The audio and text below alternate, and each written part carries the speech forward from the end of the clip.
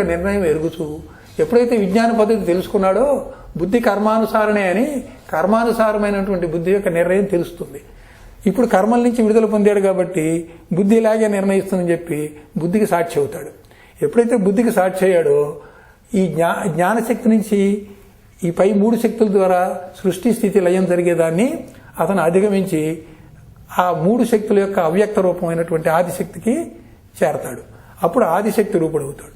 ఎప్పుడైతే ఆదిశక్తి రూపుడయ్యి సృష్టి స్థితి లయలకి విలక్షణమయ్యి కర్తృత్వరహిత కర్మాచరణగా దాని నుంచి అసంగుడై ఉన్నాడో అప్పుడు అతను బుద్ధిని ఉపయోగించాల్సిన అవసరం లేదు. అప్పుడు అతని బుద్ధి నిశ్చల బుద్ధి అవుతుంది. ఎప్పుడైతే ఆదిశక్తి రూపంలో నిశ్చల బుద్ధి అయిందో ఇది చంచల బుద్ధి అయినప్పుడు మళ్ళీ సృష్టి స్థితి లయలు అవుతాడు. చంచల బుద్ధి నిశ్చలమైంది కాబట్టి సృష్టి స్థితి లయలకి దిగడు. ఆ రకంగా బుద్ధిని నిశ్చలం చేసుకోవాలంటే సూత్రాత్మకు సంబంధించినటువంటి ఆదిశక్తి రూపుడు అవ్వాలి. ఆ పదవి నుంచి పైనుంచి కిందకి చూసినప్పుడే కింద వచ్చేటువంటి అనుభవాల నుంచి అతను విడుదల పొందుతాడు.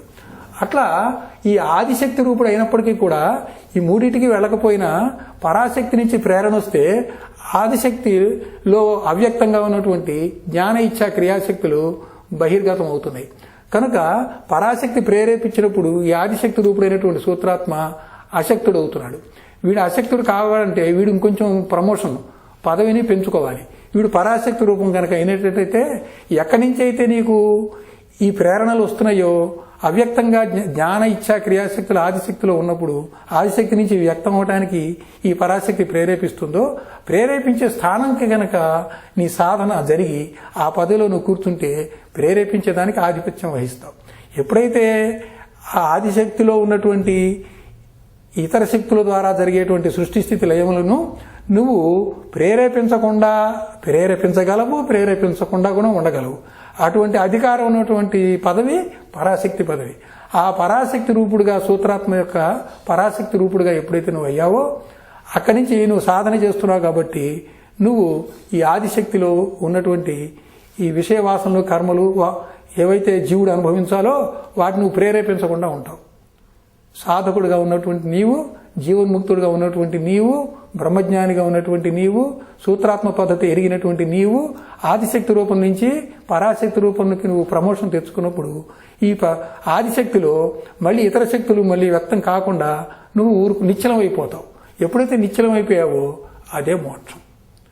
పరాశక్తి పదవి నువ్వు పొందావంటే అదే మోక్షం. ఈ రకంగా ప్రత్యేగాత్మని నిర్ణయం చేసుకొని సూత్రాత్మ పద్ధతిలో సూత్రాత్మక వ్యవహారాన్ని ఆ స్తబకం ద్వారా ఏ శక్తుల ద్వారా సకలము వస్తున్నాయో ఆ శక్తుల స్థానానికి నువ్వు ప్రత్యేగాత్మ నుంచి పైకి ఎదగాలి. ఎదిగి ఆ పదవిని సంపాదించినప్పుడు ఈ 3 శక్తులు కాకుండా అవ్యక్తంగా ఉన్నటువంటి ఆదిశక్తిని కూడా దాటి ఏదైతే పరాశక్తి ప్రేరేపిస్తుందో ఆ స్థానానికి నువ్వు వచ్చినప్పుడు ప్రేరేపించడము ప్రేరేపించకపోవడం అనేది నీ దాని ఆధిపత్యంలోకి నువ్వు ఉంటావు. కనుక అది ప్రేరేపించకుండా సాధకుడైనటువంటి వాడు ఎప్పుడైతే ఉండగలడో ఆ స్థితి మోక్షం అని చెప్పబడుతుంది. ఇదే ఇప్పుడు ప్రత్యేగాత్మగా విడుదల పొందాడు. కానీ సమిష్టిలో మహాకారణం ఉంది. మహాకారణం వల్ల పరమాత్మ మళ్ళీ సృష్టిస్తాడు. ఎప్పుడైతే సృష్టించాడో మళ్ళీ సకల వ్యవహారాలు మళ్ళీ ఆ ఈశ్వరుడు ద్వారా మనకు వస్తున్నాయి. కాబట్టి వ్యష్టి ప్రాణ మనసుల చేరికతో ఉన్నది మనం నిర్ణయించి ఏ పంచశక్తుల ద్వారా వ్యవహారం జరుగుతుందో సూత్రాత్మలోది నిర్ణయించి సూత్రాత్మలో ఉన్న పంచశక్తుల స్థానాన్ని గమనించి ఆ స్థానాలు సంపాదించడం ద్వారా వ్యష్టి ప్రాణ మనస్సుల చేరికతో కలిగేటువంటి వ్యవహారం నుంచి విడుదల పొందావు. కానీ సమిష్టి ప్రాణ మనస్సులతో జరిగే వ్యవహారం నీకు అందుబాటులో లేదు. నువ్వు మళ్ళీ సమిష్టి అనుభవం పొంది అక్కడికి పోయి అక్కడ కూడా ఇదే పద్ధతిలో నువ్వు విడుదల పొందితే నువ్వు పరమాత్మగా కూడా విడుదల పొందుతావు. అలా విడుదల పొందాలంటే సమిష్టి ప్రాణ మనసులు ఏం చేస్తున్నాయి? స్వప్రకాశ బ్రహ్మము యొక్క అధోముఖ ప్రయాణంలో ఏమైంది? అతను పరమాత్మ అయ్యాడు. సమిష్టిలో పరమాత్మగా ఎప్పుడు వ్యవహారం చేశాడు? సమిష్టి ప్రాణ మనసులతో ఉన్నప్పుడు చేశాడు. సమిష్టి ప్రాణ మనసులు మహాకారణ శరీరం ఉన్నప్పుడు ప్రాణ మనసుల చేరికతో ఒక ఉపాధి ఉండాలి చెయ్యాలంటే. సూక్ష్మ పరిధిలో మహాకారణోపాధి ఉంది, స్థూల పరిధిలో పిండాండంలో స్థూల దేహాలు ఉన్నాయి, స్థూల ఉపాధులు ఉన్నాయి. కనుక క్రియోన్ముఖమందు క్రియాశక్తి కావాలి. వ్యష్టిలో ఎట్లయితే క్రియాశక్తి రూపంలో క్రియోన్ముఖ ఇవన్నీ చేస్తున్నాడో గమనించినప్పుడు స్థానాన్ని సంపాదించాడు ప్రత్యేగాత్మగా. సమిష్టి ప్రాణ మనస్సుల్లో ఆ ప్రత్యేగాత్మ తన క్రియోన్ముఖమందు విషయాలకి దిక్కుండా కేవలం నేను క్రియాశక్తిని ఉండిపోయాడు. చింతనా పద్ధతి ఎందు నేను ఇచ్ఛాశక్తిని ఉండిపోయాడు, వృత్తులకి దిగల. విజ్ఞాన పద్ధతి ఎందు జ్ఞానశక్తిగా ఉన్నాడు కనుక సమిష్టి సృష్టి స్థితి లయలు ఆగిపోయినాయి. నిశ్చయాత్మక మందు ఆదిశక్తిగా ఉన్నాడు. అంటే ఏంటి? ఈ మూడు కూడా ఈ స్థితికి రాగానే ఆ మూడు ఈశ్వరుని యందు ఉత్పన్నం కావట్లేదు. అయినప్పటికీ మళ్ళీ మోక్ష పద్ధతి ఎందు పరాశక్తిగా లేకపోయేటట్లయితే మళ్ళీ ఉత్పన్నం అవుతాయి. ఎందుకంటే పరాశక్తి ప్రేరణతో ఆదిశక్తిలో మళ్ళీ అన్నీ వ్యక్తం అవుతున్నాయి. ఆదిశక్తి అన్నీ చేయగలిగి అవ్యక్తంగా తన యందు ఉంచుకునే స్థితి ఆదిశక్తి. పరాశక్తి ప్రేరణతో ఆదిశక్తి నుండి ఇతర శక్తులు ఉద్భవిస్తాయి. కనుక నువ్వు మోక్ష పద్ధతిలో సమిష్టి ప్రాణ మనసుల్ని ఏకం చేసినటువంటి స్థితిలో నీ ద్వారా జరుగుతున్న కార్యక్రమాల్ని ఎప్పుడైతే అదుపు చేశావో, ఎప్పుడైతే ఆ కింది ఆదిశక్తి రూపంలో ఉన్నదానికి ప్రేరేపణ చేయటం మానేశావో అది మోక్ష పద్ధతి అవుతుంది. మోక్ష పద్ధతిలో ఇప్పుడు ఏమయ్యావంటే సమిష్టిలో నువ్వు పరాశక్తి అయ్యావు. ఎప్పుడైతే సమిష్టిలో పరాశక్తి అయ్యావో అక్కడి నుంచి పరమాత్మగా కూడా నువ్వు విడుదల పొందుతున్నావు. కనుక సమిష్టి ప్రాణ మనసుల చేరిక చేత పరావాక్ అయింది, పశ్యంతి వాక్ అయింది, మధ్యమా వాక్ అయింది, వైఖరి వాక్ అయింది. వాక్కుని పక్కన పెడితే పరాపశ్యంతి, మధ్యమ, వైఖరి 4 స్థితులు. ఏదైనా ఉత్పత్తి అవ్వాలంటే బయట నుంచి ప్రేరణ అయితే ఇక్కడ ఉత్పత్తి ప్రారంభం అవుతుంది. బయట నుంచి ప్రేరణ దాన్ని పరా అంటాం. వాక్కు విషయంలో అది పరావాక్కు. బయట నుంచి ప్రేరణ అయితే అది ఉన్ముఖత అయింది, అది పశ్యంతి. ఉన్ముఖత అయింది, కానీ ఉన్ముఖత అయింది వ్యక్తం కావాలి. వ్యక్తం కావడానికి ఒక మధ్యస్థితి ఉంది. ఆ మధ్యస్థితి తర్వాత వ్యక్తం అయిపోయింది. వ్యక్తం అయిపోయిందేమో వైఖరి. ఒక జీవుడు జన్మించాలంటే పరాస్థితి నుంచి పశ్యంతి స్థితికి వస్తాడు. పశ్యంతి అంటే కొంచెం కనబడుతుంది సూక్ష్మంగా. పశ్యంతి స్థితి నుంచి మధ్యమ స్థితికి వస్తాడు, గర్భస్థం అనుకోండి. వైఖరి స్థితి వస్తుంది అంటే జన్మిస్తాడు. అట్లా ప్రతిదానికి కూడా ఈ 4 ఉంటాయి. వాక్ విషయంలో పరావాక్ అన్నప్పుడు మనందరినీ ఇట్లా మాట్లాడాలి, అది చేయాలి, ఇది చేయాలని ప్రేరేపణ జరుగుతుంది. ఈ ప్రేరేపణ కర్మానుసారం జరుగుతుంది.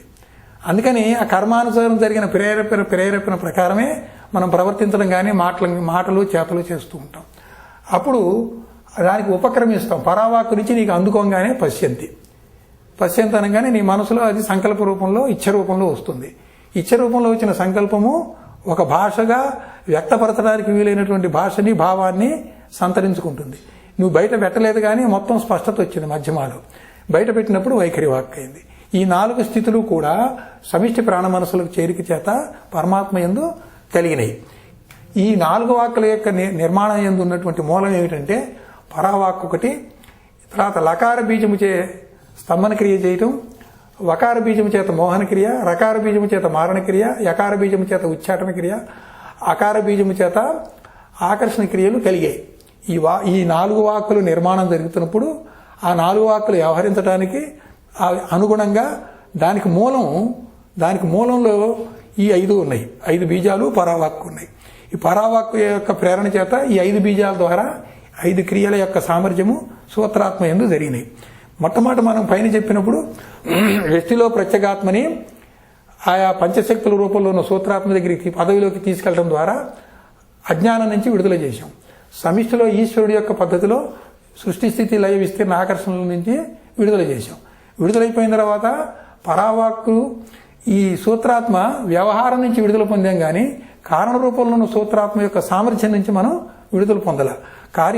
కారణ రూపంలో ఉన్న సూత్రాత్మ యొక్క సామర్థ్యము స్తంభన క్రియ, మోహన క్రియ, మారణ క్రియ, ఉచ్చాటన క్రియ, ఆకర్షణ క్రియ అనేటువంటి 5 సామర్థ్యాలుగా ఉంది.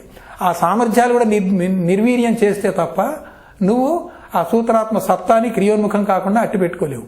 సూత్రాత్మగా ఉన్నటువంటి నీవు సూత్రాత్మ సత్తాగా మారాలి.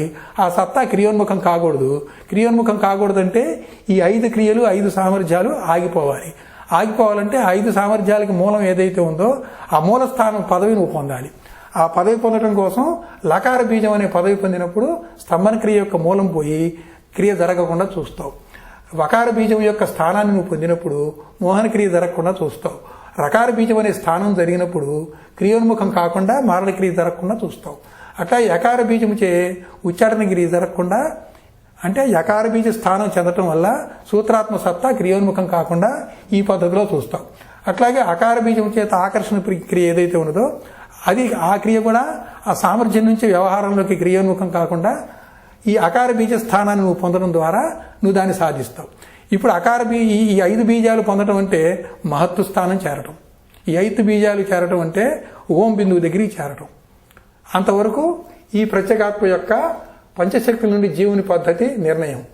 జీవుడు ఏ రకంగా ప్రవృత్తి చేస్తున్నాడో ఆ ప్రవృత్తిని నివృత్తిగా మార్చడానికి వ్యష్టిలో, సమిష్టిలో, సామర్థ్యం దగ్గర కారణ రూపంలో కూడా లేకుండా చేసేటువంటి పద్ధతి ఇక్కడ చెప్పబడింది. అయితే ఈ ప్రత్యేగాత్మని మనం ఒకసారి కిందికి దిగజారకుండా ఉండాలి అంటే ఈ ప్రత్యేగాత్మ అసలు ఎలా ఉన్నాడు, ఏం చేస్తున్నాడు, అతని యొక్క ధర్మాలు ఏమిటి, అతని గుణకర్మలు ఏమిటి అది తెలుసుకోవాలి. కనుక ఈ ప్రత్యేగాత్మ ఎప్పుడు వ్యవహారంలో దిగుతాడు అంటే అతను ఒక్కడుగా ఉంటే దిగలేడు. అతను వ్యవహరించాలంటే 5 ఉండాలి. స్థూల శరీరం ఉండాలి, ఇంద్రియాలు ఉండాలి, జీవుడు ఉండాలి. జీవుడు అంటే కారణ శరీరం ఉండాలి, ప్రాణము ఉండాలి. ఈ ప్రత్యేగాత్మే ఆత్మస్వరూపం అవ్వాలి. ప్రత్యేగాత్మ ఆత్మస్వరూపం అంటే వీటితో తాదాత్మ చెందినటువంటి ఆత్మ. ప్రత్యేగాత్మ అంటే వీటి నుంచి విడుదల పొందిన ప్రత్యేగాత్మ. కానీ ఏం చేశాడు, జీవుడిగా తానే దిగొచ్చాడు, అనుభవాలు పొందుతున్నాడు. పొందడానికి కావాల్సిన సరంజామా అంతా కూడా మీద వేసుకున్నాడు. ఒకటి స్థూల శరీరాన్ని సంపాదించాడు, ఇంద్రియాన్ని సంపాదించాడు, ప్రాణాన్ని సంపాదించాడు, నేను అనేటువంటి భావాన్ని ఆత్మరూపంలో సంపాదించి ఈ 5 కలయిక పద్ధతిలో ప్రత్యేగాత్మ వ్యవహరిస్తున్నాడు.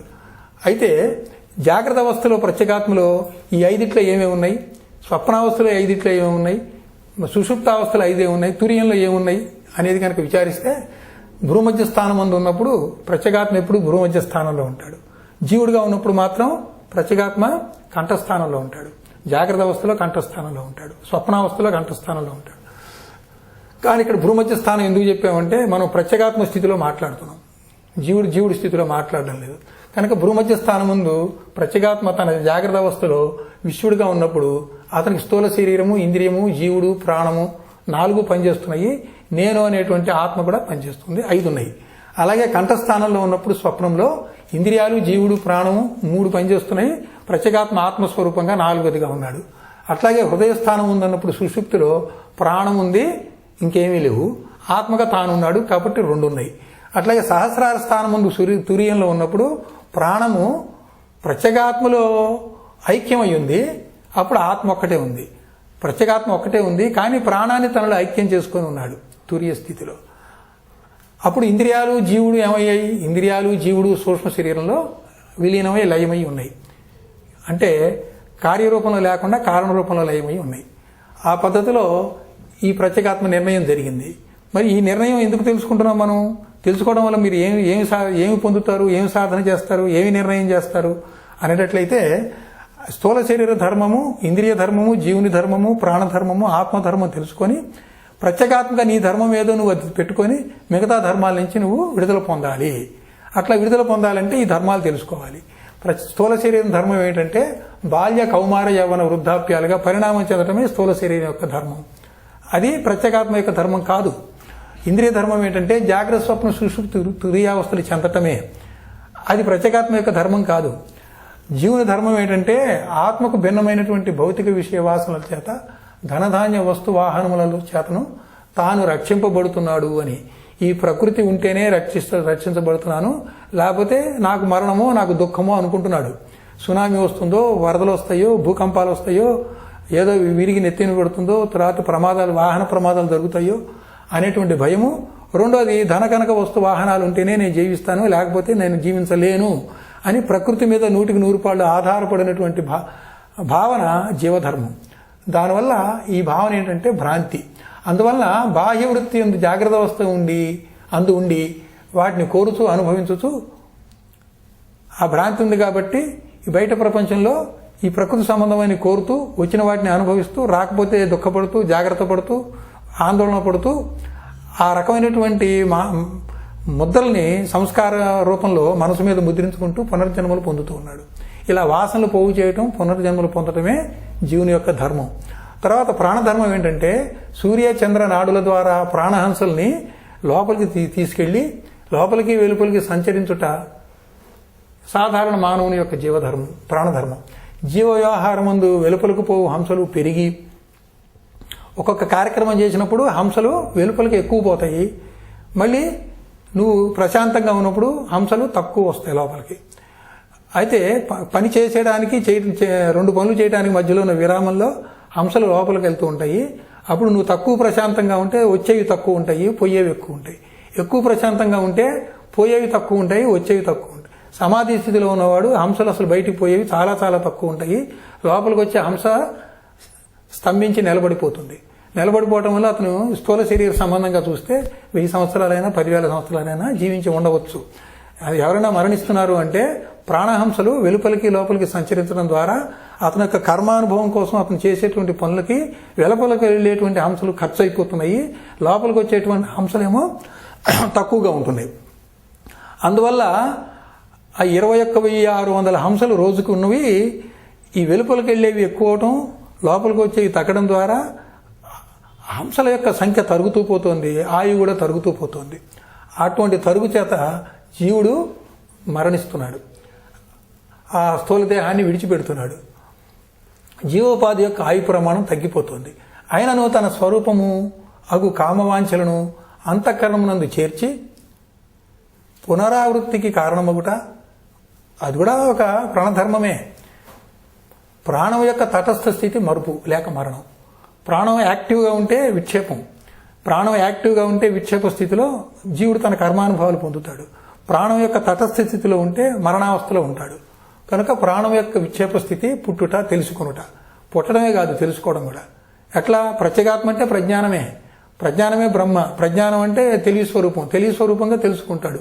తెలియజేసేవాడు పరమాత్మ అధిష్టాన దేవత రూపంగా ఉండి ప్రేరేపిస్తూ ఉంటే, పరారూపంలో ఉండి అన్ని ప్రేరేపిస్తుంటే ఒక పద్ధతి ప్రకారంగా ప్రత్యేగాత్మ ఈ దేహాలని, ప్రాణమనస్సుల్ని, ఇంద్రియాలని తెచ్చుకొని వీటి ద్వారా తన జీవుడికి సంబంధించిన కర్మానుభవాలు పొందటానికి తాను ఆధారంగా ఉంటూ తానే ఇవన్నీ నడుపుతూ ఉన్నాడు.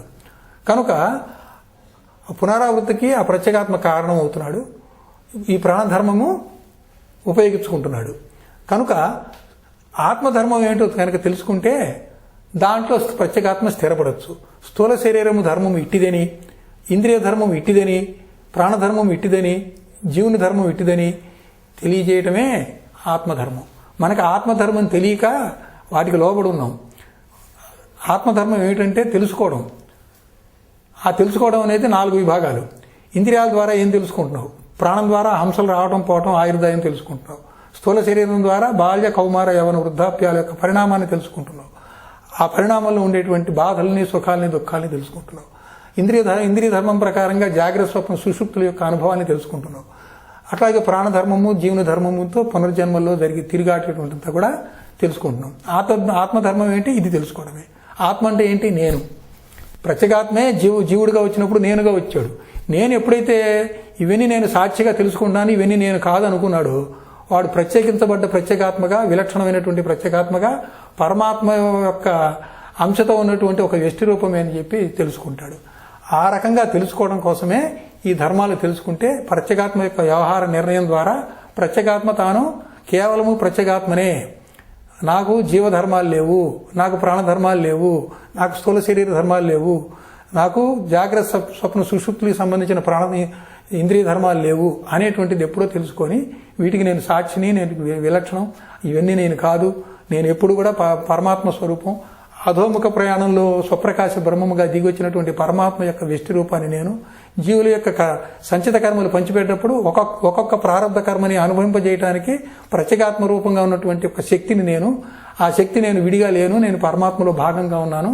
నాకు ఈ సంచిత కర్మలు అవన్నీ మూలమాయ చేత ఏర్పాటు చేయబడినవన్నీ కూడా అక్కడ ఒక కార్యక్రమం, ఒక వ్యవస్థ ద్వారా జరుగుతున్న దాంట్లో నేను ఒక పావుని, ఒక పాచికని, అంతకు తప్ప నాకేమీ లేదు అని ఎప్పుడైతే ఆ ప్రత్యేగాత్మ నిర్ణయించుకుంటాడో అప్పుడు అతను ప్రత్యేగాత్మ యొక్క భావం నుంచి, పరమాత్మ యొక్క భావం నుంచి కూడా విడుదల పొందడానికి సంబంధించి సూత్రాత్మ యొక్క కారణస్థితిని తెలుసుకొని సూత్రాత్మ యొక్క వ్యవహార స్థితికి కూడా లేనటువంటి విలక్షణమైనటువంటి తుర్యాతీత స్థితిలో కనుక అతను చేరితే ఆ తుర్యాతీత స్థితిలో ఎరుక బ్రహ్మముగా స్థిరమవుతాడు.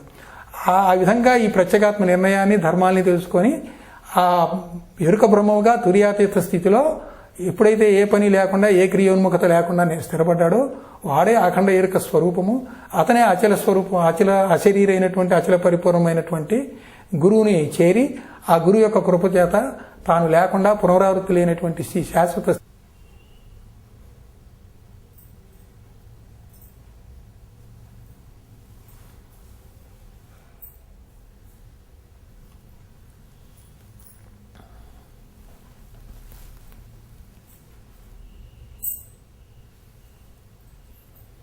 ప్రత్యేగాత్మ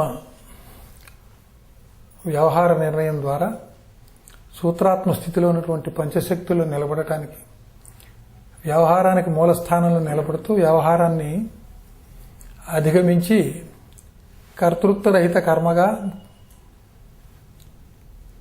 సూత్రాత్మ స్థితిలో నిర్ణయం అవటానికి మనం చెప్పుకున్నాం. ఇది సిద్ధాంతపరంగా బాగానే ఉంది, కానీ సాధనాపరంగా చూసేటట్లయితే వస్తునిచ్చే జ్ఞానం కావాలి. ఈ వస్తునిచ్చే జ్ఞానం ఉంటే మనం ఒక అనుభవం నుంచి విడుదల పొందడానికి కానీ, మరొక అనుభవాన్ని అంది పొంది దాంట్లో స్థిరం అవటానికి కానీ ఉపయోగపడుతుంది. ఆ రకమైన వస్తునిచ్చే జ్ఞానం లేకపోతే సాధన పరిపక్వంగాను సమర్థవంతంగాను జరగదు. సాధన చేయాలంటే ఏది సత్యము ఏది అసత్యము అనేటువంటిది స్థూలంలో కాకుండా సూక్ష్మంలో కాకుండా సూక్ష్మాతి సూక్ష్మంలో కూడా నిర్ణయం అయినప్పుడు అటువంటి స్థితిలో ఉన్నటువంటి పదార్థాల్లో కూడా దాని యొక్క శాశ్వతత్వము అశాశ్వతత్వము రెండూ నిర్ణయం అయినప్పుడు శాశ్వతంలో స్థిరపడటానికి అశాశ్వతం నుంచి విడుదల పొందటానికి వీలవుతుంది. ఆ రకంగా చూసేటట్లయితే ఈ విశ్వం అంతా కూడా 9 పదార్థాలతో ఏర్పడినట్టుగా చెప్తున్నారు. మనకి తెలిసినటువంటి 5 పదార్థాలు ఏంటంటే పంచభూతాలు. అయితే పదార్థాలు అని అనుకోవట్లేదు, పదార్థాలు కాదనుకుంటున్నాం. అయినప్పటికీ దిక్కులు, కాలము, మనసు, ఆత్మ కూడా పదార్థంగా నిర్ణయించడం అచల సిద్ధాంత పరుల చేత జరిగింది. అయితే అటువంటి సిద్ధాంత నిర్ణయం జరిగినప్పుడు దాన్ని రుజువు చేయాల్సిన బాధ్యత కూడా ఉన్నది. మరి పదార్థం అంటే ఎట్లా ఉంటుంది అంటే, పదార్థంలో ఒక ద్రవ్యం ఉండాలి. పదార్థం అంటే పదార్థంలో ద్రవ్యం ఉండాలి, మాస్. ద్రవ్యంతో పాటు ఆ పదార్థానికి ఒక గుణం ఉండాలి. ఆ పదార్థం ద్వారా, ఆ గుణం ద్వారా ఒక కర్మ జరపబడాలి. ఆ కర్మ జరగడం ఎప్పుడూ ఒక తీరుగా ఉండకపోతే సామాన్యంగా ఎలా జరుగుతుంది, ఒక ప్రత్యేకమైన పరిస్థితుల్లో విశేషంగా ఎలా జరుగుతుంది అని. సూక్ష్మమైనటువంటి పదార్థాల విషయం వచ్చేసరికి ఉన్న పదార్థం ఉన్నట్టుగా కనబడదు, కానీ అది మరొక రూపాంతరం చెందినటువంటి పద్ధతిలో